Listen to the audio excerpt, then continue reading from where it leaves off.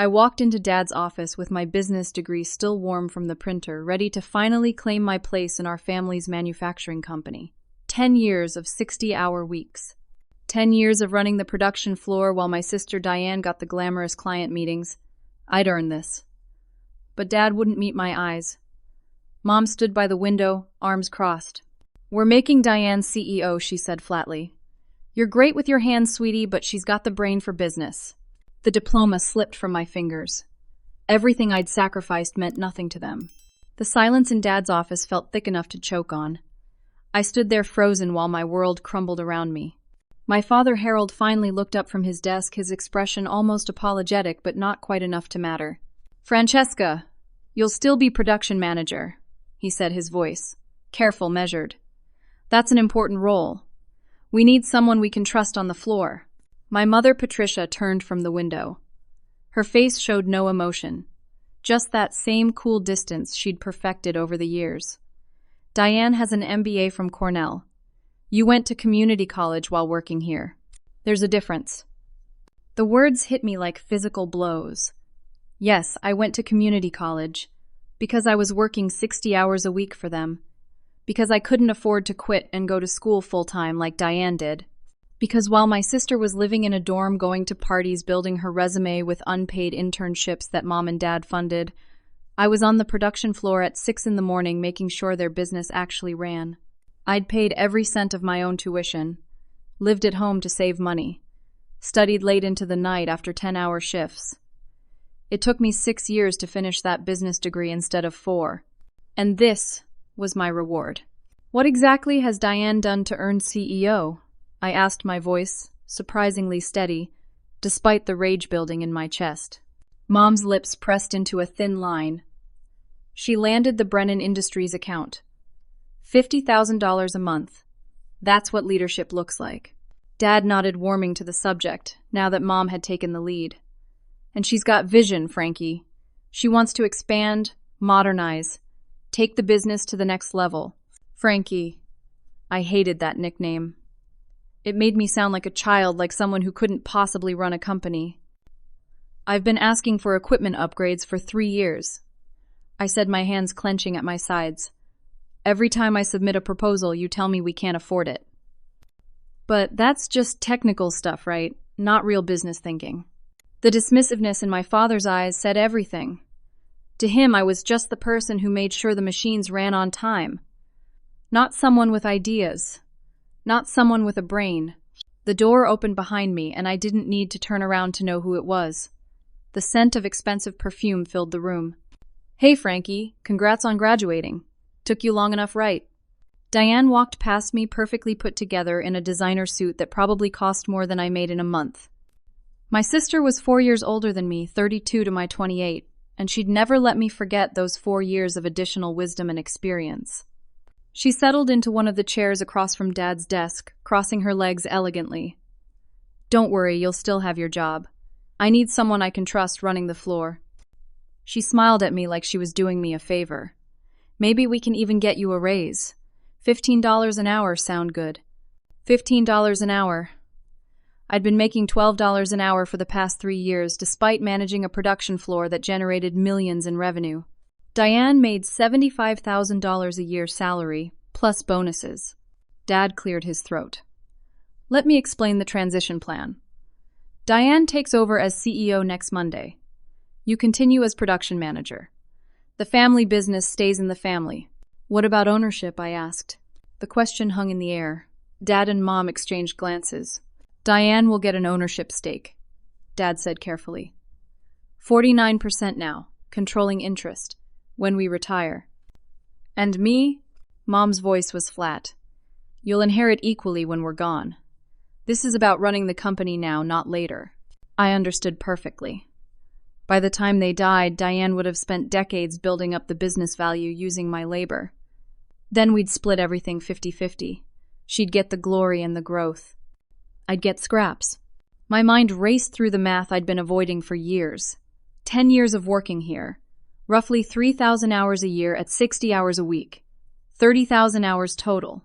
A proper production manager in our industry made at least $25 an hour. I'd been paid $12.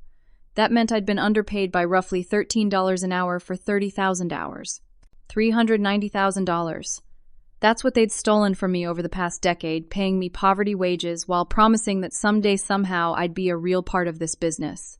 The degree in my hand was supposed to change everything. Supposed to prove I had the brain to match the hands. But nothing had changed. Nothing would ever change. I looked at my parents. Really looked at them. Saw them clearly for perhaps the first time in my life. They'd been using me. For 10 years they'd been using me. I quit, I said quietly. The room went completely silent. Dad's mouth opened.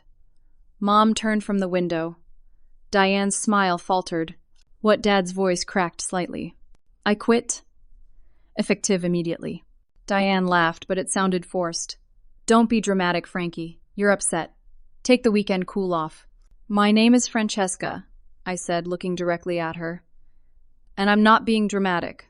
I'm done. I turned toward the door. Dad stood up his chair, scraping loudly.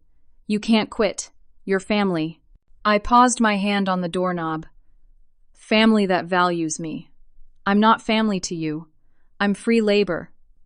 I looked back at him. You want me to stay. Make me CEO. Give me controlling interest.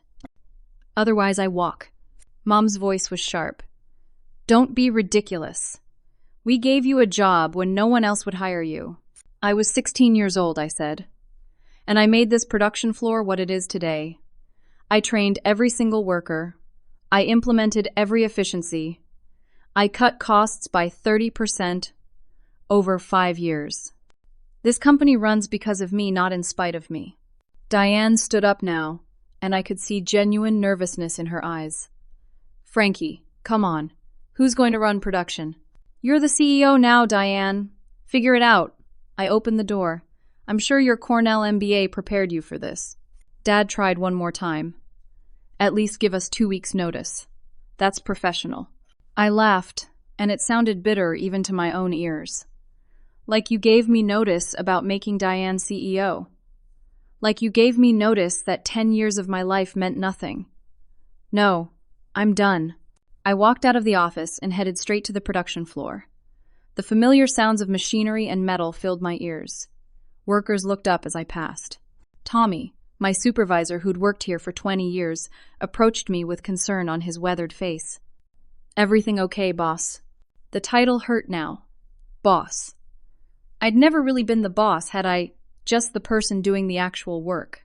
I quit, Tommy. Diane's in charge now. His face fell. Around us, workers stopped what they were doing. Conversations died. Everyone knew what this meant. They respected me. They tolerated Diane at best. This wasn't going to go well for anyone. I went to my locker in the break room. 10 years of my life in this building. I pulled out my personal tools, expensive equipment I'd bought with my own money over the years. A precision torque wrench set that cost me $400. Specialized measurement tools. A digital caliper. Things that made my job easier. Things the company should have provided but never did. Tommy followed me. We're gonna miss you. I'll miss you too, I said, and meant it. Tommy and the other workers had been good to me. They'd respected my authority even when my own parents didn't. Take care of yourself. Take care of them. As I carried my toolbox through the parking lot, my phone rang. I glanced at the screen. Elena, from HR. I almost didn't answer, but curiosity got the better of me. Francesca, your parents are saying you abandoned your post. Elena's voice was uncomfortable. If you don't come back, they're going to contest your final paycheck. They say you violated your employment contract. My hand tightened on the phone. I don't have a contract. I was at will. They're claiming verbal agreement to stay through a transition period. That you're leaving now constitutes damages to the company. Of course they were. One final way to hurt me, to control me. I'd been living paycheck to paycheck for years despite working 60-hour weeks.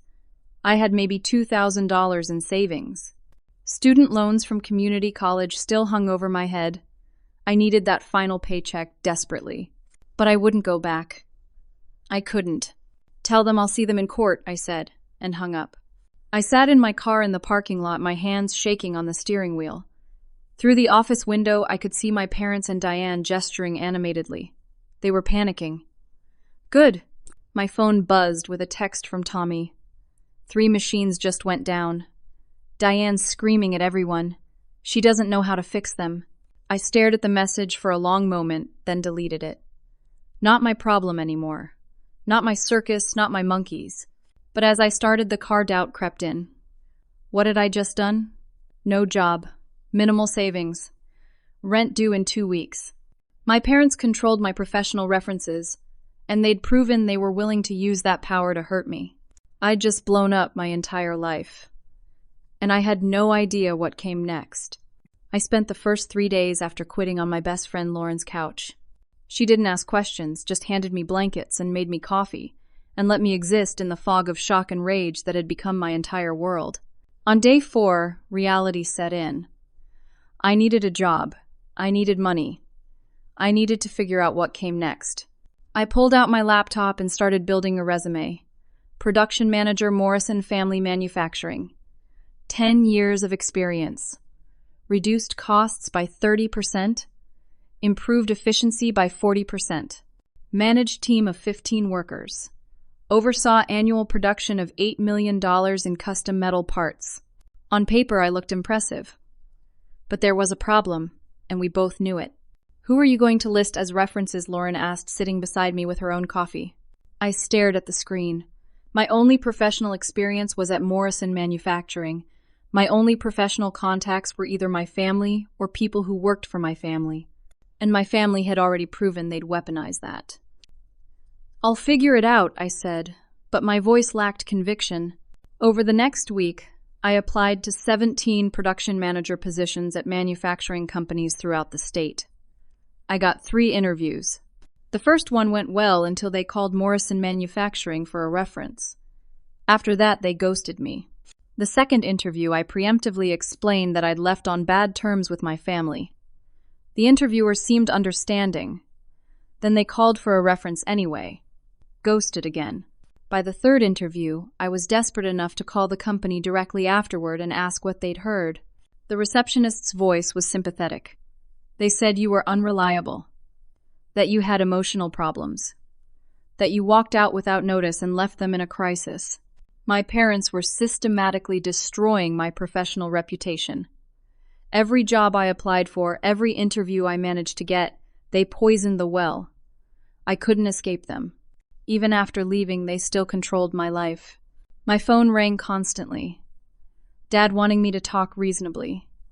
Mom leaving voicemails about how I was embarrassing the family. Diane texting that the production floor was falling apart and I was sabotaging them. I blocked all their numbers. But the damage was done. Meanwhile, my final paycheck arrived. It was exactly half of what I was owed. They'd docked me for damages and incomplete work week. When I called Elena to complain, she said her hands were tied. They owned the company. They could do what they wanted. I could sue, but I'd need a lawyer. Lawyers cost money I didn't have. The system was rigged against people like me, and my parents knew it. Rent was due in 5 days. I had $800 in my account. Rent was $1,200. Lauren offered to cover me, but I couldn't keep taking her charity. I'd already been on her couch for 2 weeks. Then Tommy texted me again. I'd unblocked his number because he was one of the few people from my old life who wasn't toxic. They hired some consultant to run production. Guy doesn't know anything about our processes. Everything's slowing down. Quality's getting worse. 2 clients complained this week. Please come back. I stared at the message. Part of me felt vindicated. They needed me. They'd finally see what I was worth. But the larger part of me felt nothing but emptiness. Even if I went back, nothing would change. They'd never see me as equal. Never give me real power. I'd just be the person who fixed their problems while Diane took credit. My phone rang. Unknown number. I almost didn't answer, but something made me pick up. Francesca Morrison. A woman's voice, professional and crisp. Yes. This is Margaret Bailey.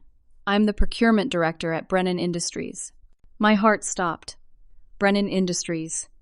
The big account Diane supposedly landed.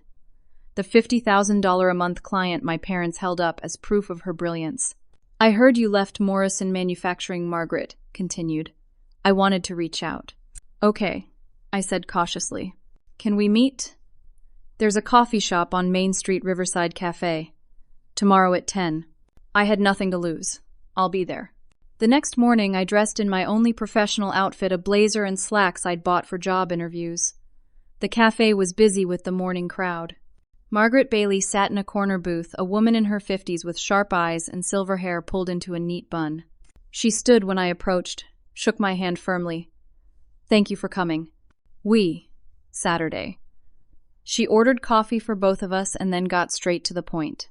I've worked with Morrison Manufacturing for 3 years. In that time, I dealt primarily with you, not your sister. I blinked. But Diane said she landed your account. Margaret's laugh was dry. Diane handled the initial sales pitch and contract negotiation, but you were the one I worked with on every single order. You ensured the specifications were exact. You personally quality checked our orders. You called me when there were potential delays and always found solutions. Diane took credit, but you did the work. Something hot and angry unfurled in my chest. Of course Diane had taken credit. Of course. Why are you telling me this? I asked. Margaret's expression grew serious. Because the last 3 orders we've received have been wrong. Wrong specifications, late deliveries. When I call to complain, Diane makes excuses. The consultant they hired doesn't understand our needs. I'm giving Morrison Manufacturing 1 more month. If quality doesn't improve, I'm pulling our contract. $50,000 a month. 10% of Morrison's total revenue. If they lost Brennan, they'd be in serious financial trouble. I still don't understand why you're telling me this, I said. Margaret leaned forward. Because if you land somewhere else, I'll bring my business to you. I don't care about the company name. I care about quality and reliability. That's you, not them. The words hung in the air between us. An opportunity. A real one. I'm looking for work, I admitted. But my parents are blacklisting me. No one will hire me after they call for references. Margaret frowned. That's illegal, you know. Reference interference. Maybe. But I can't afford a lawyer to fight it. She pulled out a business card, wrote something on the back. This is my personal cell. If you start your own business, call me. I'll be your first client. My own business.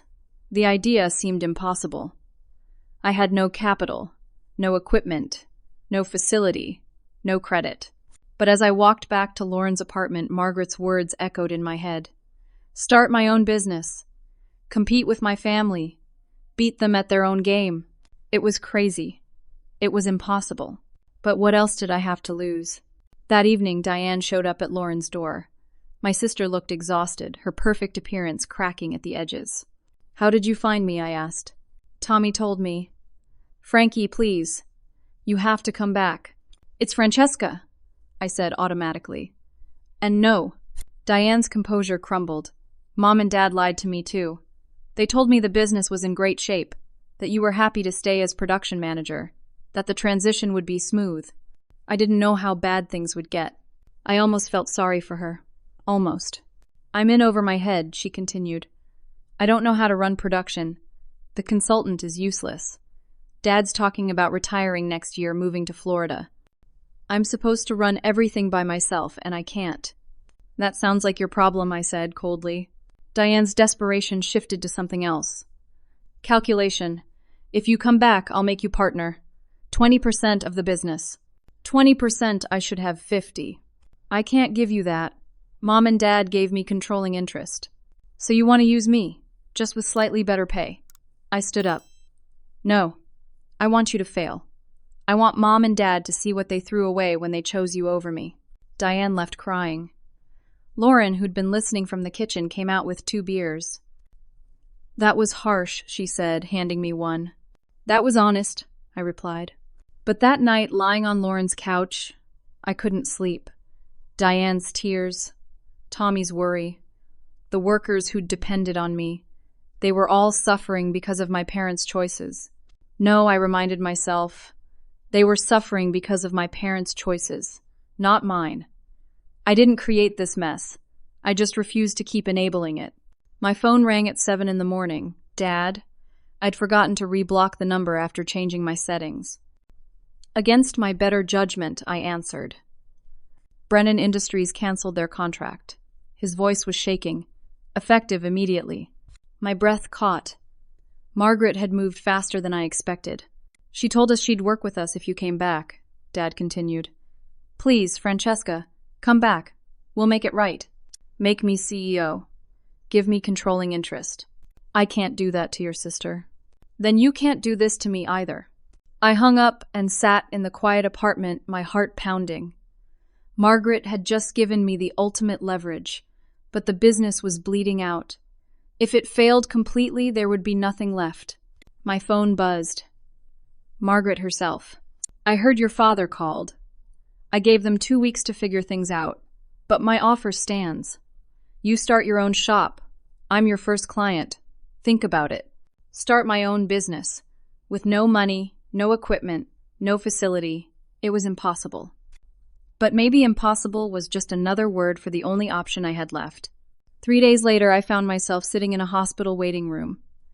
Dad had suffered what they initially thought was a heart attack, but turned out to be an anxiety attack. Mom had called me 17 times before I finally answered. I went to the hospital not because I'd forgiven them, but because I was raised to show up when family needed you. Even family that had betrayed you. Dad looked small in the hospital bed. Old, tired. The fierce businessman who'd intimidated me my whole life suddenly seemed fragile. Mom sat beside him, her eyes red from crying. Diane stood by the window staring out at the parking lot. You came, Dad said when he saw me. I'm not heartless, I replied. But I'm not coming back under your terms either. What do you want? He asked weakly. The idea had been forming in my mind for days. Now, with all of them in one room, vulnerable and desperate, I said it out loud. I want to buy the production division. Not work for you. Buy it. Mom's head snapped up. You don't have money for that. Seller financing. I'll pay you overtime from profits. You keep the building, the sales operation, the Morrison name. I take the equipment, the workers, the production contracts. We become separate entities. Dad stared at me. You're 28 years old. And I've run production for 10 years. I know every machine, every process, every client. I can make this work. Diane spoke from the window. Let her try. What do we have to lose? Mom glared at her, but Diane held firm. We're already losing everything. This might save us both. Over the next week, Dad's lawyer drew up a proposal. I found help through a free legal clinic at my old community college. A young lawyer named Amanda Davis took my case pro bono, building her portfolio while I fought for my future. The terms Dad proposed were terrible. $300,000 for equipment I'd helped maintain and in some cases personally purchased, plus 20% of my gross revenue for 5 years. Plus a personal guarantee that would make me liable for everything if I failed. Amanda looked at the proposal and shook her head. He's trying to keep you trapped. You'd be working for him with extra steps. We countered. I'd pay $150,000 over 10 years, 10% of net profits, not gross. No personal guarantee beyond standard business liability. If they wanted seller financing, they had to accept reasonable terms. While negotiations dragged on, Amanda connected me with Dr. Raymond Walsh, my former business management professor from community college. I'd taken 3 classes from him over my 6 years of part-time study. He'd always said I was one of his brightest students. When I explained my situation, Dr. Walsh made phone calls. Within 2 days, I was sitting in a small business development center working with advisors to build a real business plan. The numbers were tight. If I could get Margaret's contract and negotiate better terms with Dad, this could work. Barely. I'd be operating on razor-thin margins for at least 2 years. But it could work. Then Tommy reached out. 15 workers wanted to come with me if I started my own company. They were tired of the chaos at Morrison. Diane's constant changes without understanding the impact. The consultant, who treated them like interchangeable parts instead of skilled professionals. But there was a problem. These workers had families, mortgages, bills. They couldn't afford a gap in employment. If I was going to do this, I needed everything ready immediately. I met with Margaret again. She confirmed her offer. $50,000 a month guaranteed for 1 year. But she needed proof. Business license, insurance, a physical facility. Equipment, ready to produce. Timeline, 2 weeks. It seemed impossible. But I'd spent 10 years doing impossible things for my family.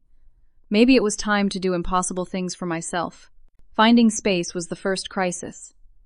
Industrial facilities cost thousands per month, plus utilities insurance deposits. I had $800 to my name. Dr. Walsh came through again. His brother-in-law owned warehouse space that had been sitting empty for 6 months. I met with Frank Morrison, no relation, a semi-retired businessman in his 60s who'd made his money in real estate. We sat in his cluttered office, and I laid out my entire story. The 10 years of underpaid work, the degree that meant nothing to my parents, the business I wanted to build. Frank listened without interrupting. When I finished, he was quiet for a long moment. My daughter went through something similar, he finally said. Different industry, same story. Family that undervalued her. She started her own business 5 years ago. Now she's thriving. He offered me a deal. $2,000 a month rent. 3 months free up front. If I succeeded, I'd pay him back eventually. If I failed, he'd absorb the loss. I believe in second chances, he said. And I believe in people who work hard. I wanted to cry with relief. I had a space. 10,000 square feet with industrial power capacity. Not perfect, but workable. Next problem, equipment. The machines at Morrison were worth hundreds of thousands. Even used equipment cost more than I had. That's when Tommy called with information I hadn't known. Over the years, I'd purchased tools and smaller equipment with my own money. Things the company should have provided but never did. Dad had claimed them as company assets, but Tommy had been keeping records. I knew something like this might happen, he explained. I saved every receipt you ever gave me. $80,000 worth of equipment, legally mine. I showed up at Morrison with Amanda, presented the documentation, and demanded my property back. Dad tried to argue they were gifts. Amanda threatened a lawsuit and mentioned that Elena from HR had been documenting everything, including potential wage theft violations that the Department of Labor would find very interesting. Dad went pale. Mom whispered something to him. They caved. On a Saturday morning, Tommy and 12 other workers showed up on their day off to help me load equipment. We worked for 8 hours moving machinery and tools from the place I'd called home for 10 years to the warehouse that represented my future. As we finished, Diane approached me in the parking lot. She looked different, humbled. "I'm sorry," she said, "for everything. I kept loading tools into my truck. Little late for that." "I know, but I want to help." She held out an envelope. "It's $50,000, my signing bonus when they made me CEO. I don't deserve it. You do." I stared at her. "Why?" "Because you're right. About all of it. I took credit for your work. I let them treat you like you were worthless. I was so focused on being the favorite that I didn't see how wrong it all was." I took the envelope with shaking hands. Amanda witnessed Diane sign a gift letter making it official and legal. With that $50,000 plus my equipment plus Frank's space, I had everything I needed. Almost. As we celebrated with pizza in my new empty warehouse, a city inspector arrived. Someone had called in a complaint about Morrison Manufacturing, safety violations, environmental concerns. The inspector found enough problems to issue an immediate shutdown order. The facility couldn't operate until violations were corrected, which could take weeks and cost tens of thousands of dollars. Dad's face when he got the news was total panic. This meant all their clients, not just Margaret, had nowhere to go. Orders that needed to be filled. Deadlines that couldn't be missed.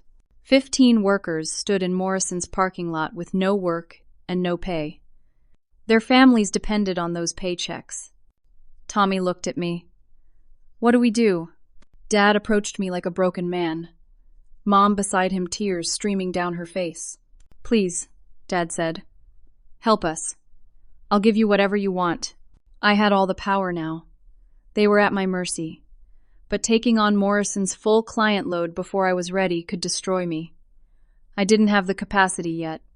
Wasn't fully set up. But those workers, those families, they'd been loyal to me. They'd believed in me when my own parents didn't. Lauren stood beside me. You don't owe them anything. She was right. But this wasn't about my parents anymore. I'll help, I said. But on my terms. The deal I offered my parents was simple and brutal. I would take on Morrison's contracts temporarily while they fixed their facility. They would pay me 30% above my costs for fulfillment. I would keep all profits. I could hire any Morrison worker who wanted to join me. They kept Diane and the sales function. Essentially, Morrison Manufacturing would become my subcontractor, not the other way around. Dad had no choice but to agree. Mom looked like she wanted to argue, but even she could see they had no leverage left. The power dynamic that had defined my entire life had completely flipped. I had 1 week to get operational. Lauren took vacation time from her job to help. Tommy coordinated the workers. Amanda handled legal paperwork. Dr. Walsh connected me with suppliers and other resources. We worked around the clock, installing equipment, getting permits and licenses, setting up insurance, hiring workers. 12 of the 15 I wanted came with me, including Tommy as my production supervisor. Testing machinery, configuring workflows, building something from nothing. The warehouse slowly transformed from an empty concrete box into a functioning manufacturing facility. Every piece of equipment we installed, every connection we made felt like proof. Proof that I could do this. Proof that I was more than just good with my hands. On Monday morning, 1 week after I'd made my deal with my parents, we started our first production run. A small order for Margaret, a test to prove we were ready. The workers were nervous but excited. This was new territory for all of us. Tommy walked the floor with his usual calm competence, checking each station, offering guidance where needed. I stood in the center of it all watching. This was my facility, my business, my rules. The first part came off the line. I inspected it personally. Perfect. Exactly to specification. By the end of the day, we'd completed the entire order. On time. Perfect quality. Margaret called me that evening, her voice warm with approval. Excellent work, Francesca. This is exactly what I need. Within 3 weeks, word spread. My reputation for quality and reliability was already known in the industry. Several of Morrison's other clients reached out directly wanting to work with me instead of through my parents. I had to turn some away. I didn't have the capacity yet, but I was strategic about which ones I accepted. By the end of the first month, I had 5 regular clients. Revenue was $60,000 a month. After costs, I was profiting about $15,000. It was working. Against all odds, it was actually working.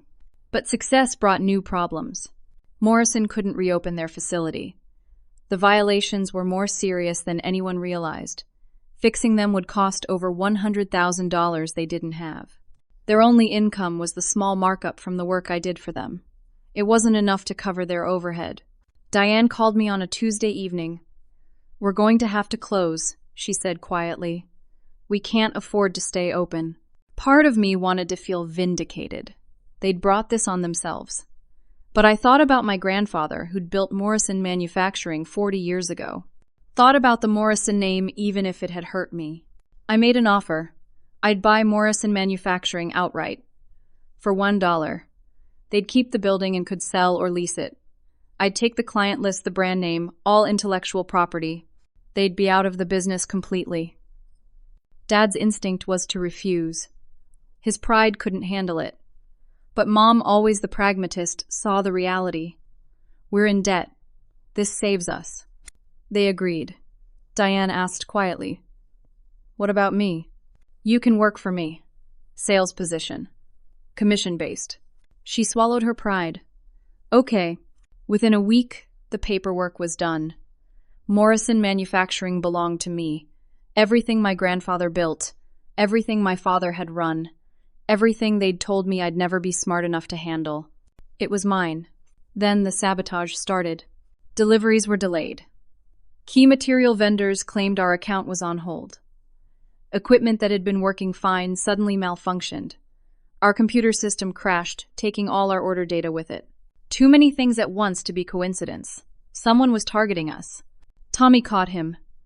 Gerald Bradford, the consultant Diane had hired to run production before I left.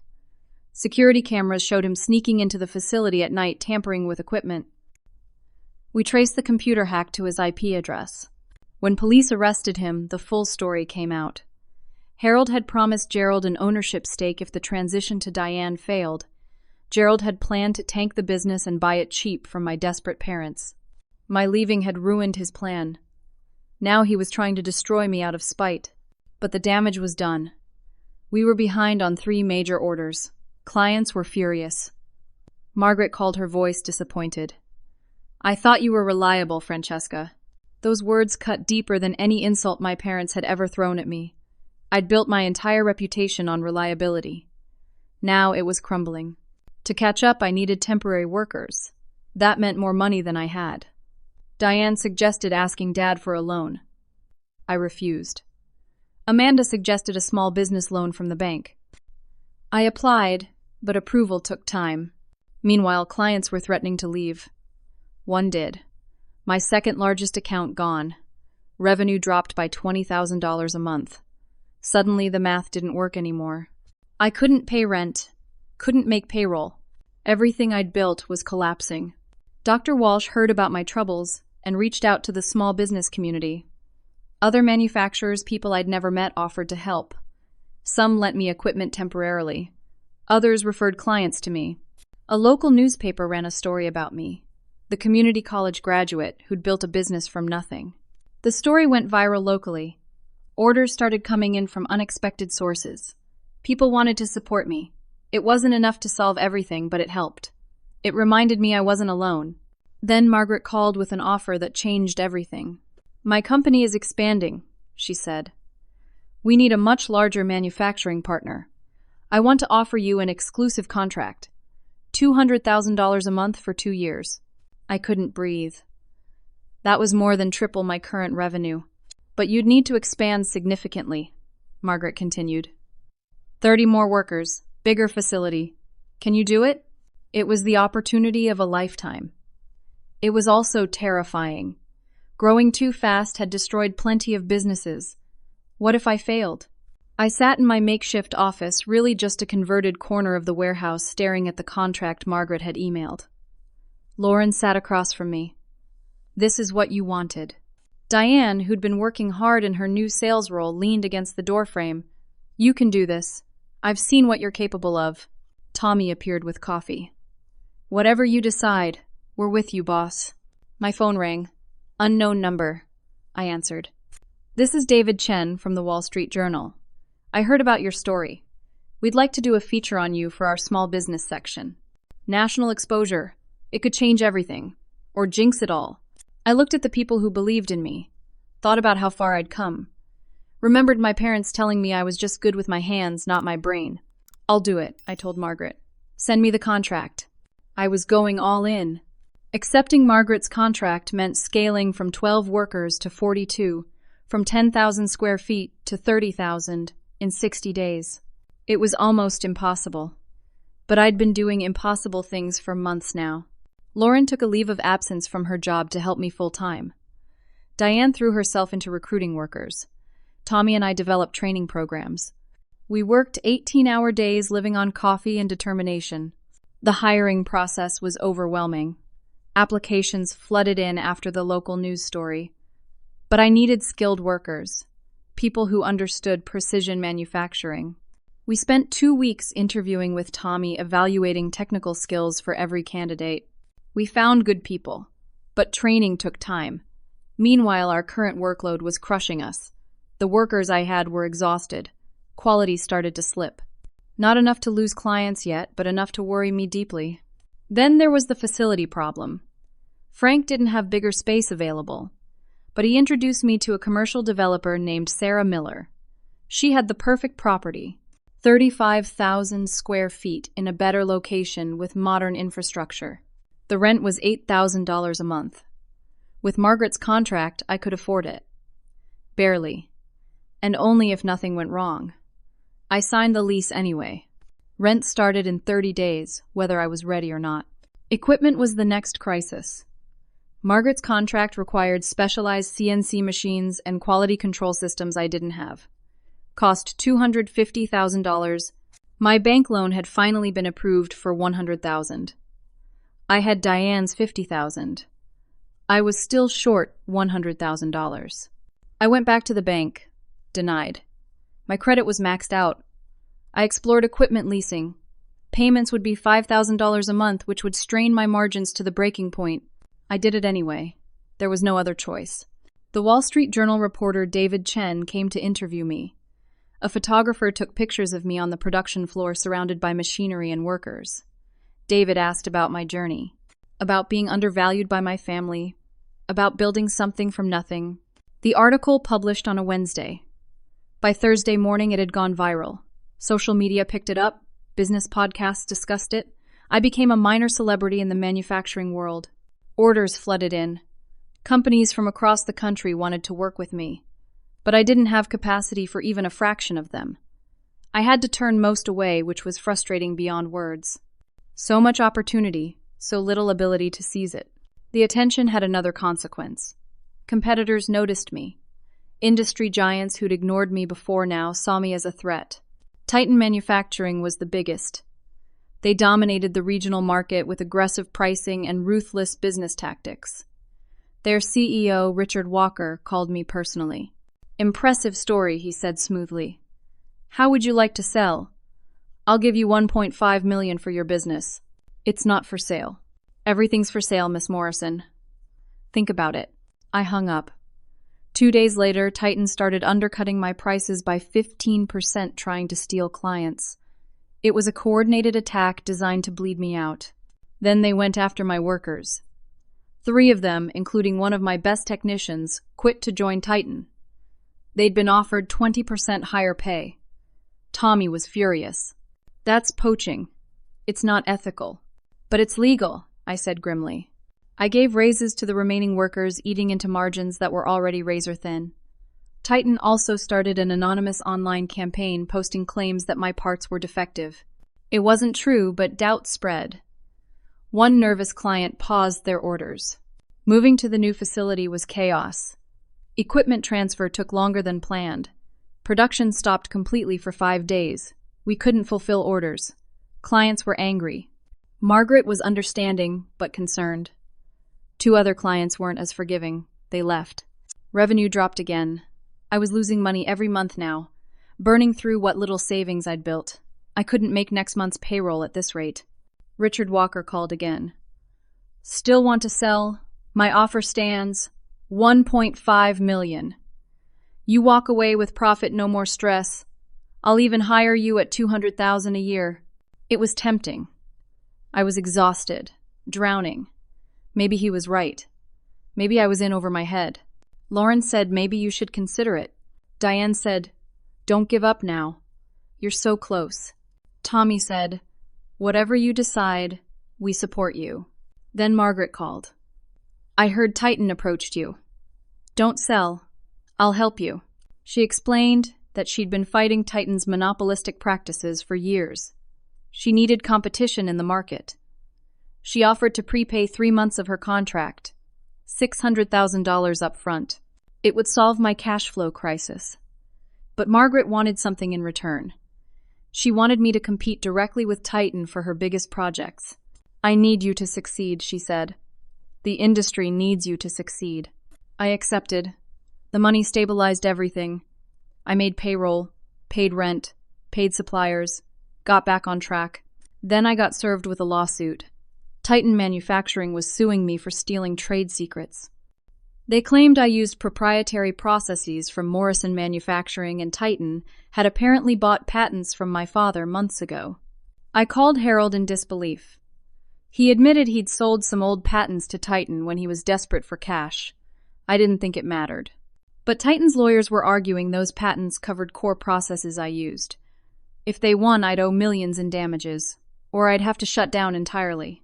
Amanda reviewed the lawsuit in her office, her expression grim. "This is bad. These patents, if they're valid, do cover some of your processes. Can we fight it?" "Yes. But litigation costs hundreds of thousands of dollars. Takes years." I understood immediately. Titan didn't need to win. They just needed to bleed me dry with legal costs. That was the whole strategy. The door burst open.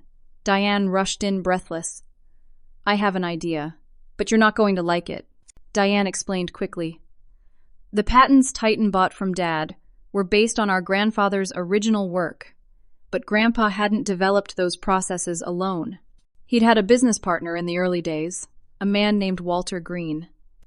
They'd had a falling out 40 years ago and Walter left the company.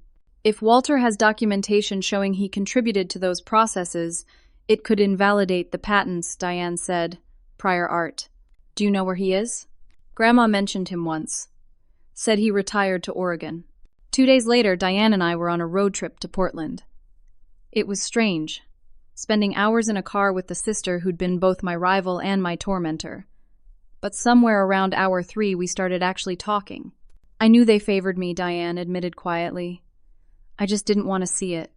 Didn't want to admit that my success was built on your suffering." "Why are you helping me now?" "Because it's right, and because I want to earn your respect, not have it given to me because we share DNA." We found Walter Green in a modest house in suburban Portland. He was 86, sharp-eyed, despite his age, with hands that still showed the calluses of decades of manufacturing work. At first he was reluctant. "I left that life behind 40 years ago. Don't want to dredge it up." But when we explained about Titan, about their bullying tactics, his jaw set. Those corporate vultures. Always crushing the little guy. He looked at me. "Your grandfather and I built something good." Then he chose family over friendship, pushed me out. But the work was ours together. "I'll help you." Walter had kept everything. Original notebooks, technical sketches, prototypes, documentation that predated our grandfather's patents by 2 years. It proved the processes were collaborative, not solely one person's invention. Amanda was thrilled. She filed an emergency motion with the new evidence requesting an expedited hearing. Richard Walker was furious. Titan escalated again, approaching Margaret's board, directly offering them better pricing than I could match. They tried to go over Margaret's head. Margaret fought for me, but it put her own position at risk. Her board questioned her judgment. Why back an unproven small business over an industry giant? The hearing was scheduled for 3 weeks later. Federal court patent dispute. Titan brought 5 lawyers. I had Amanda and one associate she'd brought in. David versus Goliath again. Walter Green testified. Despite his age, he was brilliant on the stand. He explained the original collaboration with my grandfather, showed his documentation, answered every question with precise technical detail. Titan's lawyers tried to discredit him, claimed his memory was faulty, his documents could be forged. It was brutal to watch. But Walter held firm, his decades of experience evident in every answer. During a recess, someone approached me in the courthouse hallway. Gerald Bradford, the consultant who'd sabotaged me. He was out on bail, awaiting trial. "I want to testify," he said. "For you. Why would I trust you?"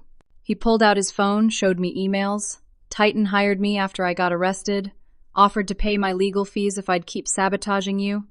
I'm done being their puppet. Let me make this right. It was risky. Gerald's credibility was questionable at best, but Amanda decided his testimony about Titan's tactics could establish a pattern of anti-competitive behavior. The judge took 2 weeks to rule. Those were the longest 2 weeks of my life. My business barely survived. Clients were nervous about the lawsuit. Some paused orders. Cash flow became critical again. Workers worried. Tommy found me late one night in the office. "Are we going to make it, boss?" "I don't know," I said honestly. "I really don't know." The ruling came on a Thursday morning. Amanda called me before I even got to the warehouse. We won. Complete victory. Patents invalidated. Lawsuit dismissed with prejudice. And the judge sanctioned Titan for misconduct. They have to pay your legal fees. $160,000. Enough to cover everything Amanda had done, and then some. The news spread instantly. Industry publications picked it up, social media celebrated it. David versus Goliath, and David won. Orders flooded back. Clients who'd paused returned. New clients signed up. Margaret's board backed down, let her keep the contract with me. For the first time in months, I could breathe. My business stabilized, revenue climbed, Workers relaxed. We'd survived. But Richard Walker wasn't done. He couldn't compete legally anymore, so he tried one final scorched earth tactic. He approached my parents with an offer. Harold called me, his voice tight. Titan offered us $100,000. My heart sank. To do what? To publicly denounce you. Say you stole from the family business. Ruin your reputation. They needed money. They were still in debt from the building violations and business closure. $100,000 would solve their problems. I waited for the other shoe to drop. I'm calling to tell you we said no, Harold said. Patricia got on the phone. We said no. What we did to you was wrong. We won't make it worse. It was the first time they'd truly put me first. The first time they'd chosen me over money, over convenience, over their own interests. We're selling the building, Harold continued, using the money to pay our debts, starting over fresh. We don't expect forgiveness, Patricia added, but we want you to know we're trying. I didn't know what to say. Years of hurt didn't disappear. But maybe it was a start. Over the next 6 months, I expanded carefully, hired the full complement of 42 workers, moved completely into the larger facility. Revenue hit $300,000 a month. After all costs, I was profiting $60,000 monthly. Then came news that felt like cosmic justice. Titan Manufacturing faced an SEC investigation for accounting fraud. Their stock crashed. Richard Walker was forced out. The bully finally fell. I didn't gloat. I just kept building. 9 months after starting my business, I received an award from the Chamber of Commerce, Young Entrepreneur of the Year. I stood on stage accepting it, looking out at an audience that included my family. Mom was crying. Dad looked proud. Diane was beaming. My emotions were complicated. Happy for my success, but the hurt was still there. Could I truly forgive them? After the ceremony, Diane pulled me aside. There's something I need to tell you. Diane and I sat in a quiet corner of the reception hall while people celebrated around us. She looked nervous, her hands clasped tightly in her lap. When Mom and Dad made me CEO, she began, they told me it was temporary. Said I'd run the company for a few years to prove myself, then we'd transition to co-ownership. You and me together, equal partners. I stared at her. What? It was always supposed to be ours together. They wanted me to learn the business side while you handled production. Then we'd merge our skills and run it as a team. Her voice cracked. But when you left, everything collapsed. And I realized they'd been lying to both of us. Using both of us. Why didn't you tell me this before? Because I was scared. Scared I wasn't good enough on my own. I thought if I didn't take what they offered, they'd give it to someone outside the family. I didn't see that by taking it, I was stealing from you. We talked for an hour. Really talked maybe for the first time in our adult lives. Years of resentment, years of misunderstanding, years of being pitted against each other by parents who never should have played favorites. I should have stood up for you from the start, Diane said. I'm sorry. Slowly over the following months, we rebuilt something. Not the relationship we'd had as kids, but something new. Something based on honesty instead of hierarchy. Diane continued working in sales for my company, and she was good at it. She brought in new clients, negotiated contracts, handled relationships I didn't have time for. 6 months later, I offered her a real partnership. 25% of the company. Not given because we were sisters, but earned through actual work and proven value. She cried when I made the offer. Thank you for giving me a chance to earn this. My parents worked to rebuild their lives too. Harold took a job at another manufacturing company starting at entry level. It was humbling for a man who'd owned his own business for decades. Patricia volunteered teaching financial literacy at the community center. They didn't ask for forgiveness. They just showed through actions that they were trying to change. Slowly, so slowly, I barely noticed it happening. My anger softened. We'd never have the relationship we once had. Too much damage had been done. But maybe we could have something new. Something honest. 1 year after starting my business, Morrison Precision Manufacturing employed 60 people. Revenue reached $4 million annually. I was profitable, stable, growing at a sustainable pace. I'd become a role model speaking at community colleges and business events. I told young people, especially young women, that their worth wasn't determined by others, that they could define their own success. Tommy retired at 65. I gave him a generous retirement package and a party that made him cry. "Your grandfather would be so proud of you," he said, hugging me. "You're the best boss I ever had." Margaret Bailey threw a celebration when her company expanded their production capabilities, crediting me as a reliable partner. She gave me a 5-year contract extension. Security, stability, proof that betting on me had been the right choice. As I stood in my facility, watching machines hum and workers focus on their tasks, I thought about the journey. I'd started with nothing but skills and determination. My family told me I wasn't smart enough. I proved them wrong. But the real victory wasn't proving them wrong. It was proving myself right. I learned that my worth didn't need their validation. I learned to build community, not just business. I learned that forgiveness doesn't mean forgetting, but it does mean moving forward. I learned that being good with your hands and your brain was a powerful combination. Most importantly, I learned that I never needed their permission to be extraordinary. The office door had a plaque now. Francesca Morrison, founder and CEO. Same family name, different meaning. I'd honored my grandfather's legacy in my own way. My phone rang. Another potential client. Lauren. Now my full-time operations manager popped her head in. "You ready for this?" I grinned. Always. Life was full, busy, challenging. But it was mine. Every success, every struggle, every decision, mine. They'd said I was good with my hands but not my brain. They were wrong. I was good with both. I just needed to believe it myself. Success isn't about proving others wrong. It's about proving yourself right.